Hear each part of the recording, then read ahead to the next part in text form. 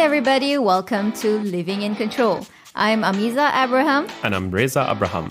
In this episode, we're having conversation with Reza talking about his book titled In Control, a systematic approach on how to get complete control of your life and career. So stick around.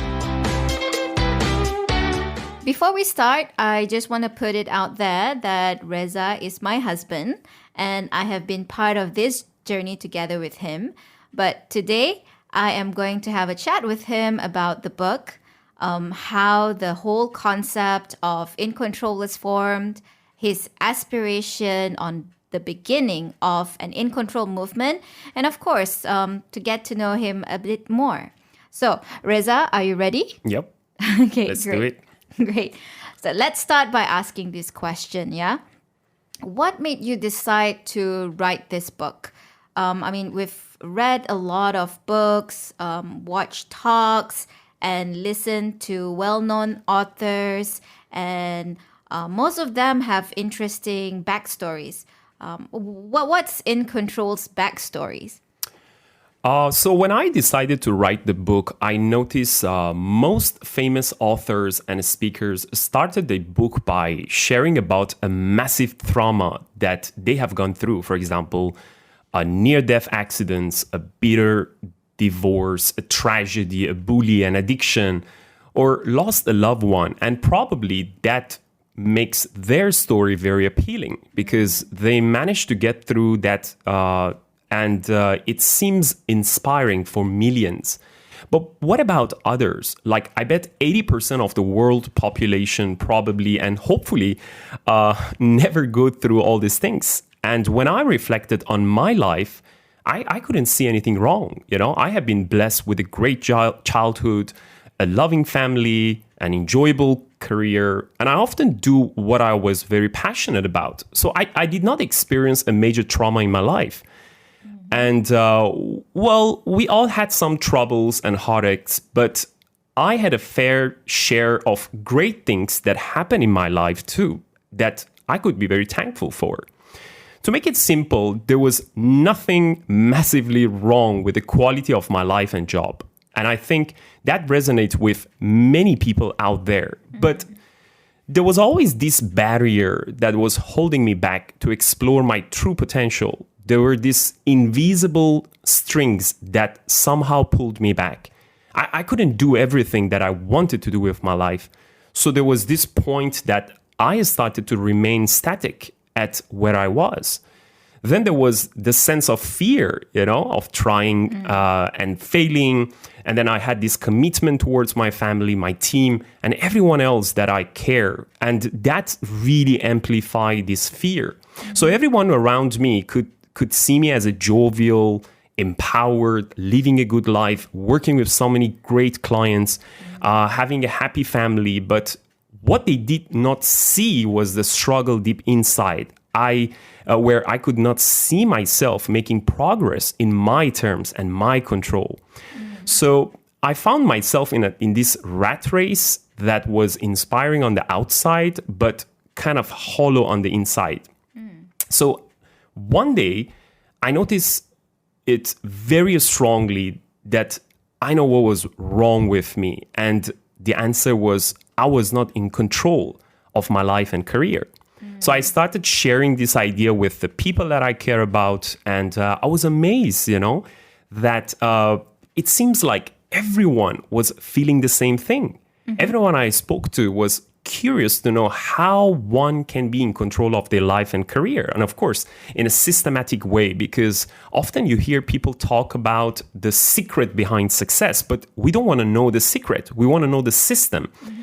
And the definition of the system, which I love the most, and I heard it many years ago from this guy by the name of Bob Berg. So he said, system can help an ordinary person achieve an extraordinary result predictably. It means that even if you are not talented, even if you don't have a lot of skills within you, if you follow the system, you can still achieve a success. So the more people I talked to, the more certain I became that this is my calling in life, and I'm making sure to exemplify this in my personal life and career and inspire more people to move towards this journey. And I am in control of how I want to build myself and the community, and I want to be remembered for creating a systematic approach on how to be in control of your life and career. Very interesting. So you mentioned about the fact that you had a great childhood, and you have lived a pretty decent life growing up. Yeah. Would you mind sharing with our listeners about your background, your story? I mean, not professionally, your personal story, your childhood. Yeah, I born and raised in capital city of Iran, Tehran. So I was not the smartest, but I was very hardworking, intense, competitive, middle child of 3 boys. So my parents always say like I was the most obedient one.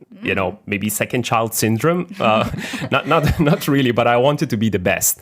I felt very guilty to do anything that frustrates my parents. Yeah. So I love reading, learning, attending different classes from sport to art to science to mathematics. Not too nerdy, but I always wanted to find my own strength, like in every sport, talent, and academic. So it has made me agile and unpredictable child. So that was my way to take control of the things when I could not compete with those who were better than me. And for your information, Iran is a very, very competitive nation with high emphasis on education. And of course, English is not our first language, and we did not have much access to international TV channels back in 19th, So we needed to attend English language centers to learn about proper English, though it was taught at the school, but not much being used outside classroom. So education was extremely important for my parents, and they have been very, very supportive of learning. So they bring us to these international book fairs, and that was our easiest way to interact with foreigners back then. So I was courageous enough to talk to them, and it was strange to talk to someone who does not understand your mother tongue. But it feels good, So you could see others staring at me with wonder. It's kind of set me apart from many. My hard work was of attending those English classes paid off, and it was first time that I could see the fruits of my effort. So that encourages me to learn more day by day. And one day I was having this conversation with our neighborhood's tailor on how he was planning to migrate to Australia, and he knew nothing about English. That was actually a light bulb moment for me. I saw the opportunity, and immediately I offered him that I could teach him, and he accepted. I could not believe it. My first official teaching experience was about to take place. I was very excited. I remember once I got out of his shop, I ran all the way home feeling so overwhelmed. And I could not wait to share this with my parents. I was 15 years old. Little did I know that my life is going to shape. I was stepping into my passion zone, one step closer probably to be in control. So it felt so good. He was probably maybe 20 years older than me. And I could see the power of knowledge. He respected me. He does not have age barrier there. So it was so satisfying to see someone learning something, and I fall in love with teaching, and I spent days to prepare for the next session. I could see clearly that I was good at it, Yeah. So, where did you get that talent and passion from? When you mentioned that you fell in love with teaching. So where did it come from? I think the talent of teaching is something that I inherited from my mother, who was graduated as a child psychologist and a kind of serious introvert, loving, highly sensitive. And she has spent her whole life teaching at the school from primary to secondary school.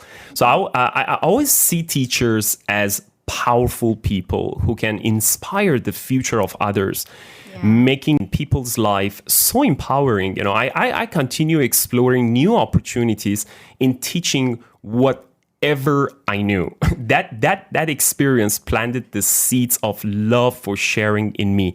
I recall all the way growing up, my way of learning was to pretend that I was teaching it to someone else. Okay. Yeah. I mean, that's one way of learning, right? Yep. Yeah. So, but what about your father? How did he influence you? I mean, you spoke about your mom. Yeah. So what about your father? So my father on the other side was a banker. So he built a successful career as a leader, very energetic, athletic, generous, honest, trustworthy guy, hardworking. And one thing about him, he has an extreme social skill. I mean, seriously extreme. Extreme. So he could connect with everybody in a second. He could walk into an elevator and by the time reaches to the 5th floor, he already made a new friend. You know, I could not help it to not learning about leadership and sales from him. So I learned early in life that people only would like to do business with someone whom they know, whom they like, and whom they trust. And my father was really, really a living example of that principle. And I can tell you that I fall perfectly in between both my parents. I love to teach, and I'm very comfortable connecting with people. And I also carry forward my interest of making sure everywhere that I go, I can touch people's life. So, where is the point or moment where you started to fall in love with reading and self-development? So, I would say it was like maybe 1998 or something, when I was like 16 years old, when I read the very first self-help book from legendary Tony Robbins. So his book about, the name of the book is Awaken the Giant Within. I read the book, a Persian translated, and I felt so inspired, so inspired. I think he planted the seeds of greatness in my heart at that point.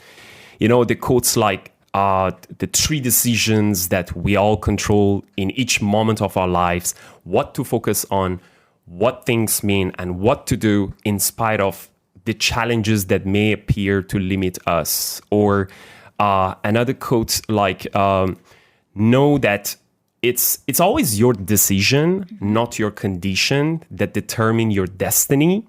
So it's reading all these quotes was like talking to me, and I was feeling already pumped up. It wasn't popular to talk about it with other kids at that time, but my parents were always very interested to listen to us. So talking about all this stuff and encouraging us to read more books. You know, my dad always asked us to summarize the book, though it was not our favorite activity back then. And in some days, just an hour before he reaches home from the office, we quickly copy some part of the book on the paper to show we have done it. But the challenge was that he then, you know, surprised us by asking like that he got these 3 questions he always asks us, like, what did you learn? What did you love about the book? And what did you laugh about the book? And my goodness, we must use our imagination to the best of our ability to elaborate the key lessons that we learned. But I must admit that those books had impacted my life in a very, very big way. So your father had outsmart you guys to not cheat on the book summary. Yep. Yeah. So that's a nice reminiscent memories of your childhood. But looking back in your life, when was the moment that you realized the notion of living an in-control life rooted from? Is it something that happens just recently, or it started like way back when?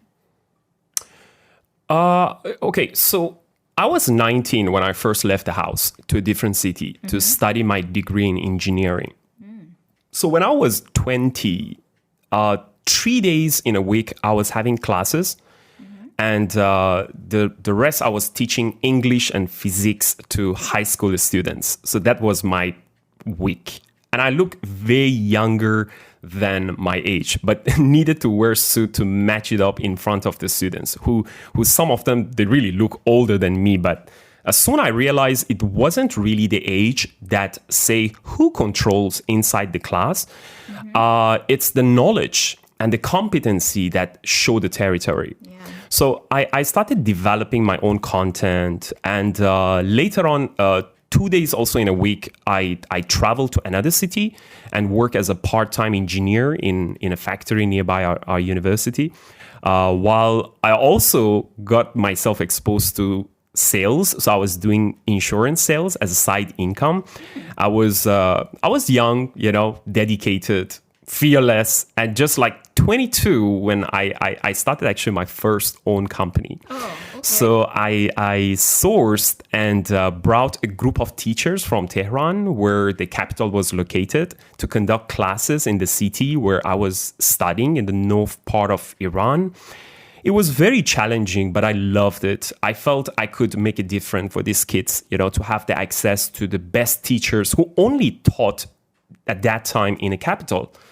So it was a very tough job to convince them, as they got paid few times more in the capital. And I needed to use empathy, convince a group of teachers to do something for more than just money. And when the first teacher agreed to do this for me, it was the first time that I understood the importance of influencing skills and being focused on your purpose. And, money will eventually come.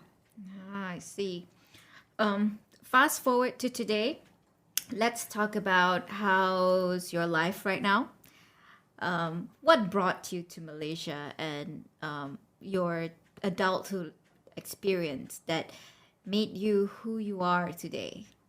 Yeah, that's very interesting, because during my final semester at the university, most of my friends who had some relatives and family members in other countries, or they have money or some form of sponsorship, started to move to places like US, Canada, UK, Australia. But life had a different plan for me. So during one of our final courses, the lecturer spoke about a country by the name of Malaysia. And all I heard about is that time it was just this city called Kuala Lumpur, where I heard its name a couple of times through a journalist who's been reporting from there. So it was early 2000, and I did not know any better. And that sounded like a good start, to get out of the family comfort once again. And this time, a different country. So together with an old friend of mine, we both moved to Malaysia. It was probably my first international trip without my parents' presence.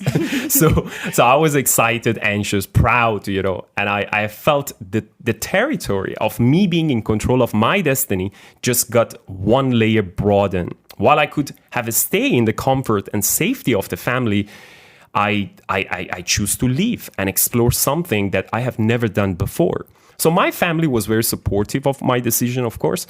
I knew what I was very good at. I study hard, work hard, teaching, writing, traveling, connecting with people. These are all the things that I was very, very passionate about. So moving to Malaysia has opened up many doors for me to travel, see the world.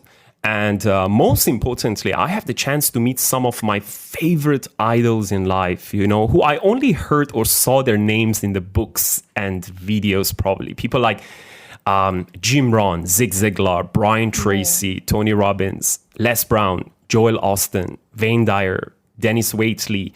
Who else? Deepak Chopra, John C. Maxwell, T. Harv Eker, Robert Kiyosaki, and many more. I had a chance to meet them in person. So today, close to 2 decades later, it's been a wonderful journey. I traveled tens of thousands of miles, ventured into multiple businesses, work at and with, of course, many multinational companies and local brands.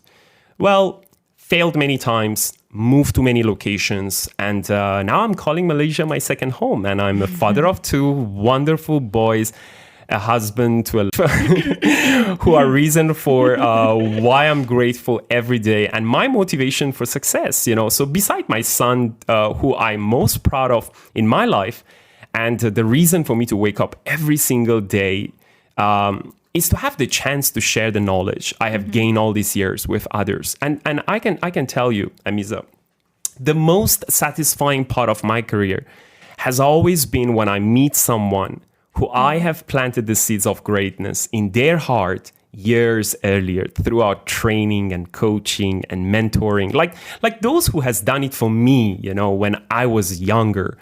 We are all of us where we are because somebody has done it for us, right? Mm-hmm. So I don't think anyone got where they are purely because of their luck or their effort. So now I'm a lifelong learner, author, management consultant, speaker, and a coach. So sharing is how I show care, and teaching is my meaningful way of contributing as a part of this global community. So I have dedicated myself to continue improving my craft to create a meaningful impact towards others.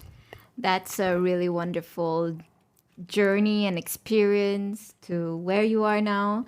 And I like the part where, you said sharing is how you show care. That's exactly what our son always say. Sharing is caring. Yeah. So now let's talk about your book. Okay. So what made you decide to write your own book? Well, writing is not really my strength. But I first got introduced to writing through a very, very dear friend of mine who planted the seeds of teaching and writing profession in me. So I got involved in publication of books. I reviewed and I co-authored a couple of pre-university books back then.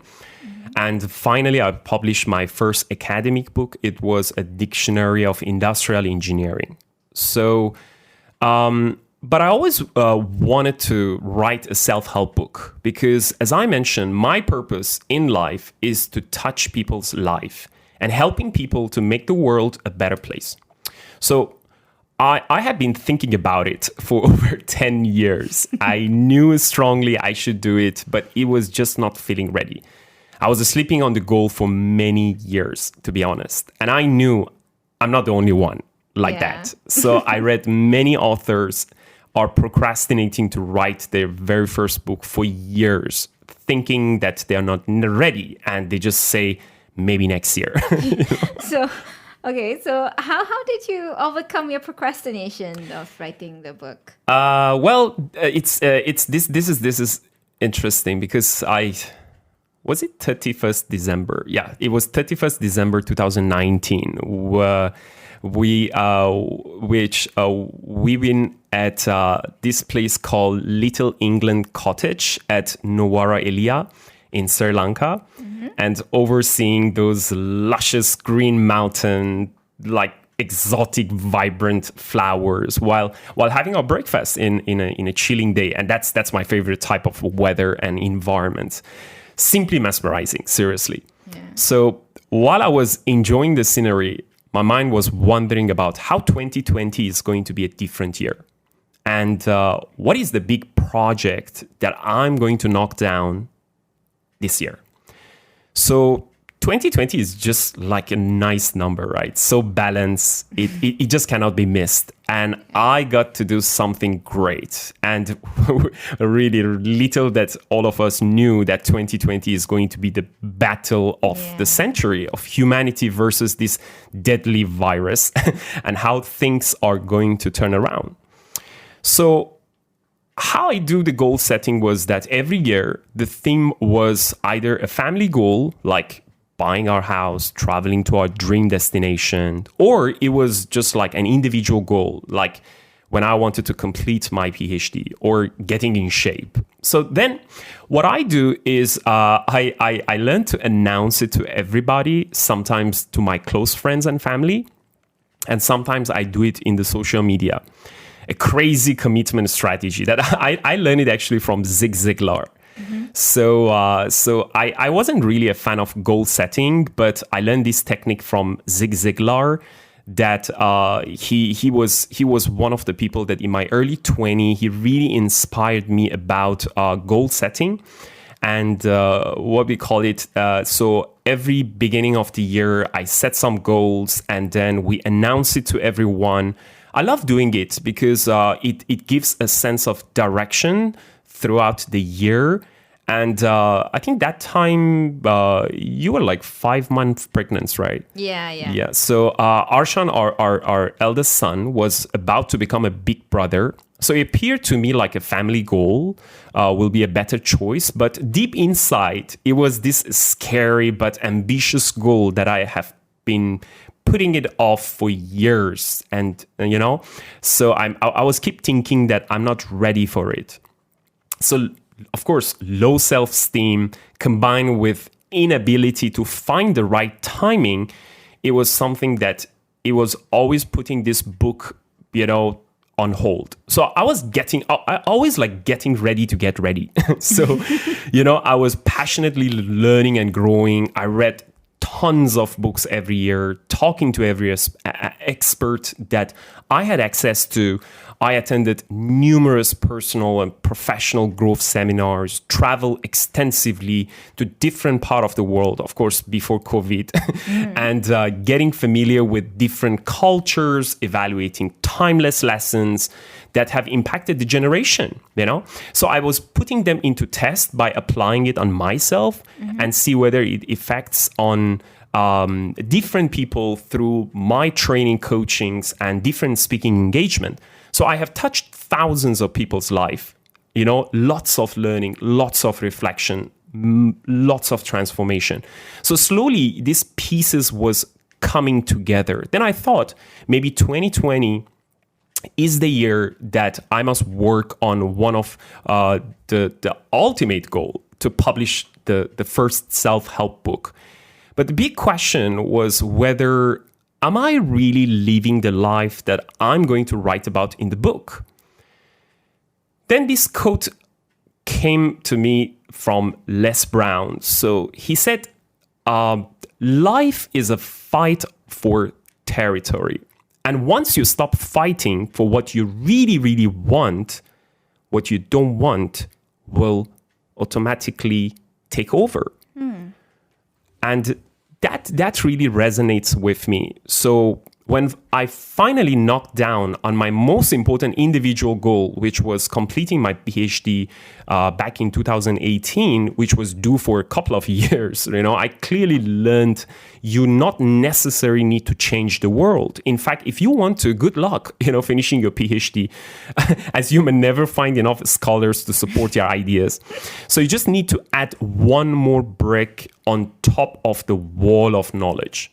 But I wanted to write a book to build a new wall, So it was a constant debate between this fear and faith that the world needs to hear this. But who am I to put a spotlight on an important question of how to be in control of your life and career? And question that I was asking myself was, am I the man who is in control of his own life and career or not? So finally, I got my courage together. I recorded this video called 2020 One Big Project. I spoke about the plan to write the book, and I share it in my LinkedIn, in my YouTube channels, and the promise to be kept. So the journey got started. I know the video is going to keep me committed, and I needed that pressure. And that's how the whole journey of writing got started. So that's the power of public accountability, right? Yep. To announce what you want to do so that you get all this peer pressure and people will probably be asking like, oh, have you actually started the book, or how's the book and all that stuff. So you keep on constantly reminding Tell me about it. Constantly reminding to write and give you that motivation to write every day. Yep. So how long did it took to write to complete the book? I would say like the first draft, it took every day 6 to 7 a.m., 1 hour writing, and I did not even miss one day. Even during public holiday Even or public Saturday, holiday. Sunday, No, where you every feel single day. feel like, today I just want to relax and not write anything. Yep, that's the goal. That's the goal. So it's a commitment that you're doing every single day of writing. And I had this calendar on our bathroom that every day I needed to tick. So when one day I was about to get lazy, I could feel so guilty, and I still have it. Yeah. I mean, it's good to put it on the bathroom because every day you brush your teeth. Yep. So it's kind of like a reminder that, okay, I brush my teeth. I need to make sure that I tick what I need to do every single day. Yep. Right? So I guess that's a good tip. All right. So your book will be published in December 2021. The book that you announced to the whole world, or rather the whole social media around your social network, will be out in December 2021. Can you give us a sneak peek of the book and why people should read it? So you see, we all know most of our daily decisions are based on being controlled by someone or something, right? So there are very few decisions that we are making on a day-to-day basis, which is important decisions, that we are in control. So the book begins with part 1 of being in control, which is consciousness. This is the core of being in control. The ability to be aware and stay mindful of the fact that while not everything is within our control, the best life lived is by design and the outcome of someone who dares to take the leap of faith and keep on moving outward. The second part of the book talks about the 3 cornerstones, which is contentment, the ability to live a happy life with no regret, which describes happiness, and then conversion, which is the ability and aspiration to stay ahead of progress, which promotes growth, and consistency, which is the discipline to stay committed to see the change, which highlights the importance of self-control and persistence that is meant to make this system sustainable. So these 3 cornerstones should not be ignored because without it, life loses its meaning. So then it comes the 12 columns of In Control. You may encounter these 12 aspects at different stages of in life, which is the first one is character, the ability to always stay in control of our actions and thoughts. The second one is curiosity, the desire to know more, do more, and add value to whatever we do. The third one is connection, which is the ability to be likable and charismatic. The fourth one is the courage, the ability to get out of our comfort zone. Then the next comes condition, the ability to retain a healthy state of our body, our mind, and our soul. Then it's companion, which is the ability to pick the right circle around us. Then it's collaboration, which is the ability to boost the spirit of togetherness and inclusion by thinking and acting as a team. Then it's compass, which the ability to make wise decisions and pick the right direction in our life and career. Then it's communication, which is the ability to make everything so simple so that everybody can understand. Then competency, which I found that our confident level, it's always equal to our competent level. Then, of course, cash, the ability to store, invest, and smartly grow our wealth. And finally, it's contribution. So the ability and desire to make the world a better place to live for everybody. So these 16 C's are something that we all need to be mindful of so that we can step into our journey to be in control of our life and career. So Being in control puts us in a position of being against many people and things. So challenges the norm. It confronts the what we call it as the brutal reality of our present moment. It feels like leaving many of the rules and principles of the modern society behind. So most of us are living in a world that we are pretty much fixated based on the foundation of hierarchies and bureaucracies. Even the most democratic nations are failing to educate us with life skills that design for the sole purpose of empowering us to be in control of our life. So then it comes this quote to my mind that has been evolved in decades from people to people. I really wish I knew who started it real for the first time. So the quote is that if not me, who? If not now, when? So I know people needed to hear these thoughts. I was confident this book will truly transform people's life.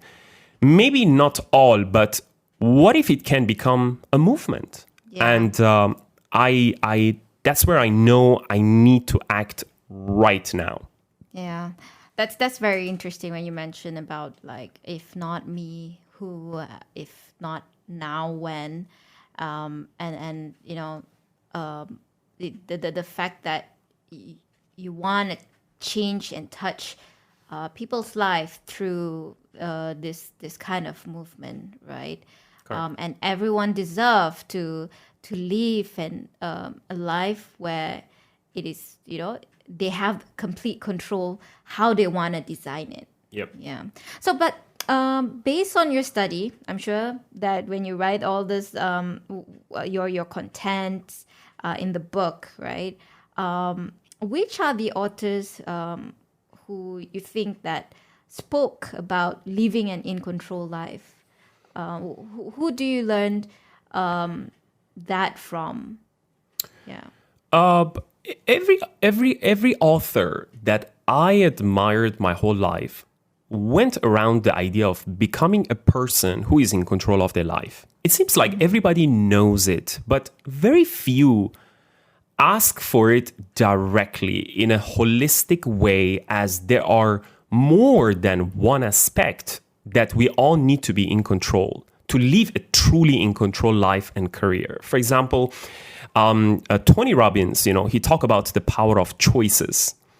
Jim Rohn, who I admire my whole life, emphasized on the importance of discipline in order to get to your best self.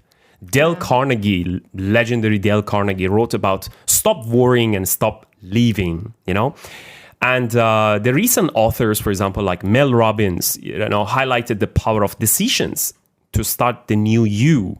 Carol Dweck, the author of Growth Mindset, he simply challenges our belief system to grow. John Ashraf, the guy who was part of The Secret, So he said the greatest gift of the human being is awareness that gives us choices, and choices gives us freedom. Or people like Vishen Lakiani challenges, he called it as rules, the bullshit rules that society has created for us to keep us controlled. And I can quote hundreds of authors who move the needle very close to the main questions that is human being can and should really be in control of its life, So it's easy to say, exceptionally hard to execute. But one thing I can guarantee you, living an in control life will never happen by accident. It's very intentional, and it starts when one makes the decision to take the first step. Thank you, Reza, for sharing your childhood memories and your inspiring stories, as well as a bit of an idea or sneak peek of the book of In Control. You're welcome. Yeah.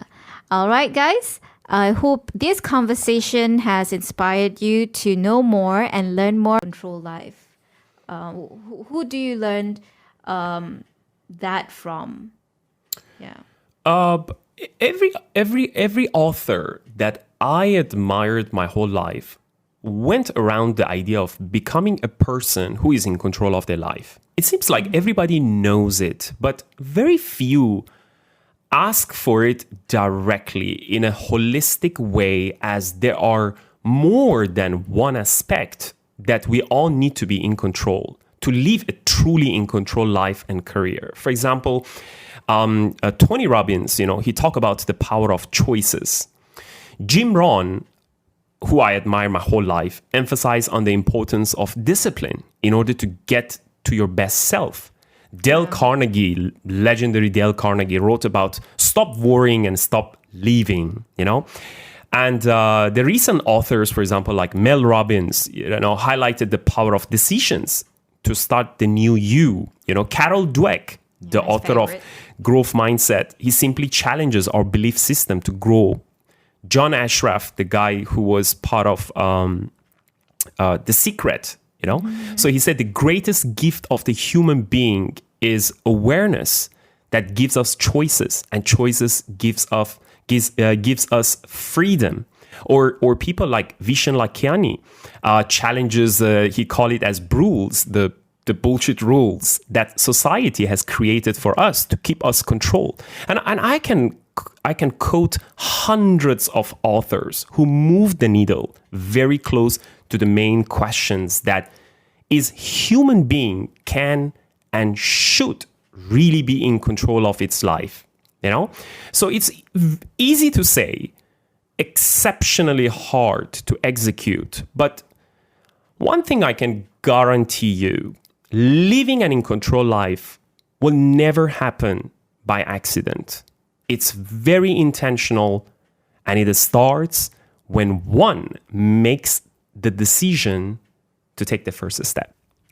Thank you, Reza, for sharing your childhood memories and your inspiring stories, as well as a bit of an idea or sneak peek of the book of In Control.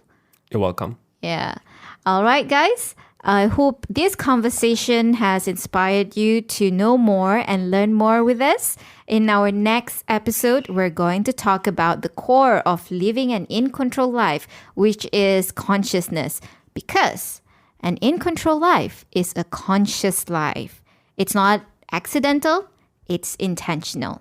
So don't forget to tune in to our podcast next Sunday. Love to have you around, and thank you for listening.